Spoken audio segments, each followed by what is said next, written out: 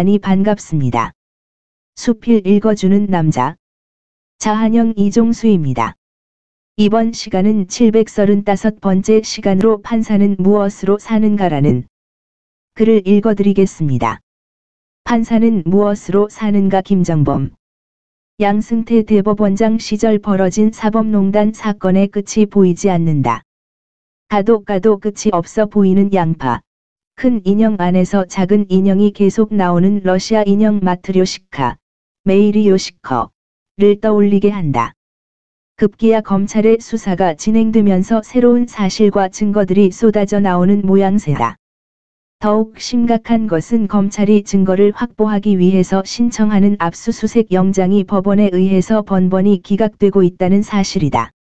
일반 국민들이 심각하게 생각하고 있는 사법농단의 사태에 대하여 판사들은 문제의 심각성을 느끼지 못한 모양이다.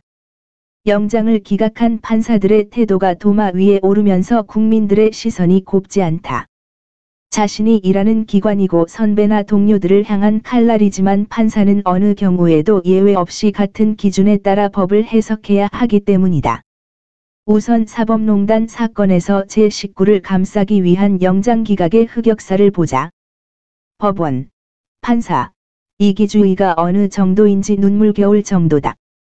지난 7월 21일 검찰은 재판거래 의혹과 관련해서 양승태 전 대법원장, 박병대 전 법원행정처장, 이규진 전 양형위원회 상임위원, 김모 전 법원행정처 기획재 1심의관에 대한 압수수색 영장을 신청했지만 모두 기각된다. 4일 후 7월 25일 4사람에 대해 재청구한 영장이 또다시 전원 기각된다. 7월 27일 재판거래 관련 문건을 만들어낸 곳으로 의심받는 법원행정처 윤리감사관실과 인사심의실 등에 대한 압수수색 영장도 기각된다. 법원이 들고 있는 기각 사유는 임의 제출 가능성을 배제할 수 없다거나 공무상 비밀에 해당할 여지가 있다는 것이다. 과거 다른 사건에서 이런 사유로 영장을 기각한 사례가 있는지 의문이다.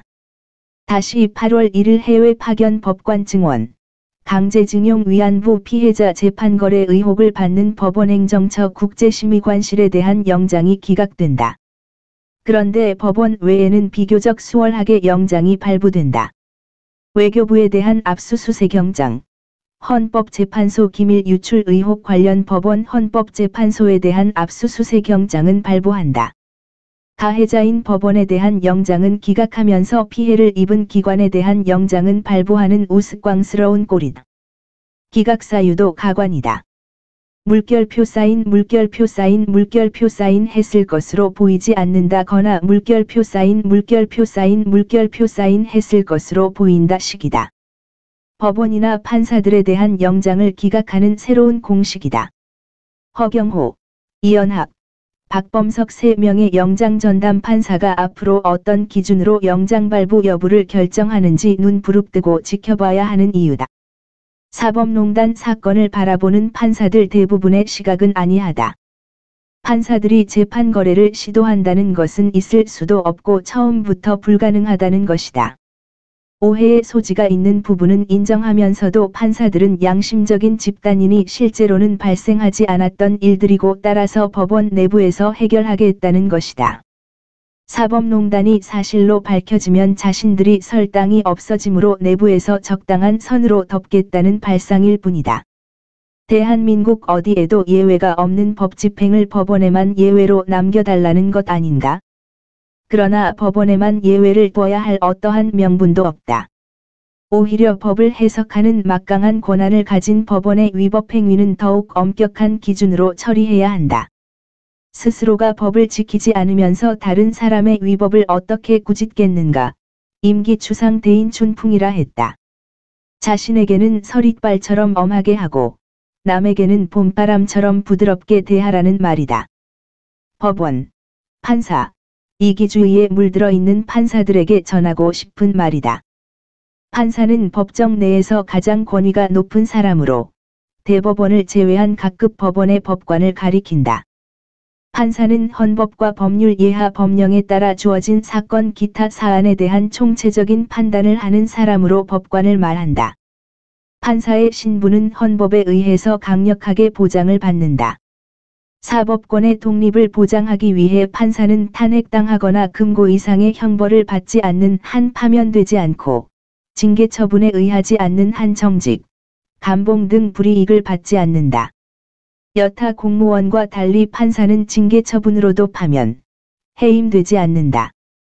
판사는 취임하면서 본인은 법관으로서 헌법과 법률에 의하여 양심에 따라 공정하게 심판하고 법관 윤리강령을 준수하며 국민에게 봉사하는 마음가짐으로 직무를 성실히 수행할 것을 엄숙히 선서합니다라고 선언한다. 헌법이나 법원조직법에서 판사, 법관, 라는 단어와 함께 양심이라는 말이 따라다닌다. 양심에 살고 양심에 죽는 것이 판사다. 법조적 양심이고 합리성과 균형감을 갖춘 양심이다. 법원 조직과 동료 판사를 감싸기 위한 영장기각은 양심에 반하는 짓이다. 사법부의 독립은 독립 그 자체가 목적도 아니며 국민들로부터 괴리된 독립을 말하는 것도 아니다. 사법부와 법관의 독립은 판사들의 합리성과 균형감 있는 양심이 지켜질 때 비로소 보장되는 것이다. 판사들의 끊임없는 자기 성찰이 필요한 이유다. 법관에게 요구되는 양심이 무엇이냐? 사전적 의미로 양심은 사물의 가치를 변별하고 자기의 행위에 대하여 옳고 그름과 선과 악의 판단을 내리는 도덕적 의식을 말한다. 헌법재판소는 양심이란 어떠한 일의 옳고 그름을 판단하는 데 있어 그렇게 행동하지 아니하고서는 자신의 인격적 존재 가치가 허물어지고 말 것이라는 강력하고 진지한 마음의 소리라고 정의한다. 일반적으로 사회의 보편적인 사람들이 객관적으로 옳다고 생각하는 바를 이루는 것으로 볼 수 있다. 자신의 개인적 신념에 따르는 것이 아니라 그 시대가 요구하는 합리적인 도덕관념을 말하는 것이고, 사회가 요구하는 보편적 가치에 반하는 것이 아니어야 한다. 정의관념에 반하지 않아야 하고, 편향된 정치적 신념에서 벗어나야 하며, 대부분의 사람들을 설득할 수 있는 것이어야 한다. 그렇기 때문에 양심이 뭐다라고 단정적으로, 이리적으로 개념 짓기는 어려운 것이다.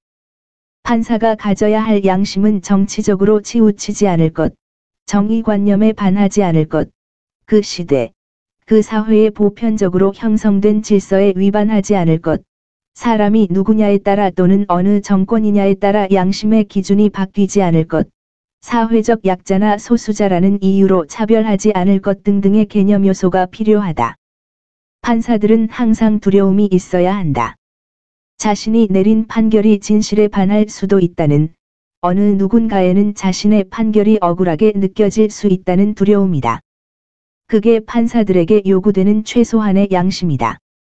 어느 판사처럼 자신의 판결이 완벽하다고 언론에 인터뷰하는 모습은 이미 판사가 아니라고 선언하는 것과 다름없다. 두려움을 갖지 않는 판사는 같은 실수를 반복하게 되고 그 오만함으로 인해서 무고한 판결이 내려지게 된다. 두려움을 아는 판사는 당사자들의 작은 목소리에도 귀를 기울이며 진실 탐구를 위해 재판 과정에서 절차를 중시하고 배려를 하게 된다. 바람직한 판사의 자세는 두려움에서 비롯된다. 판사는 어느 누구보다 책임감이 있어야 한다. 아무리 작은 사건이라도 최선을 다하는 자세가 필요하다. 누군가에게는 전 재산이 걸린 다툼일 수도 있기 때문이다. 자신의 책임으로 사건을 처리하고 그에 따른 책임도 자신이 지겠다는 각오가 필요하다. 나는 주어진 법에 따라 해석을 했고 제출된 증거가 이것밖에 없으니 어쩔 수 없다는 자기 합리화는 독약이다. 양심에 벗어나는 행동이고 책임을 회피하는 전형적 자세다. 주어진 사건의 합리적 해결을 위해 최선을 다하고 있는지 자신에게 끊임없이 물어야 한다. 판사는 무엇으로 사는가라는 질문에 양심에 살고, 두려움 속에서 살며, 책임감 속에서 살아간다고 답할 수 있어야 한다. 좋으면 좋아요, 구독, 알림 설정 눌러주세요. 감사합니다.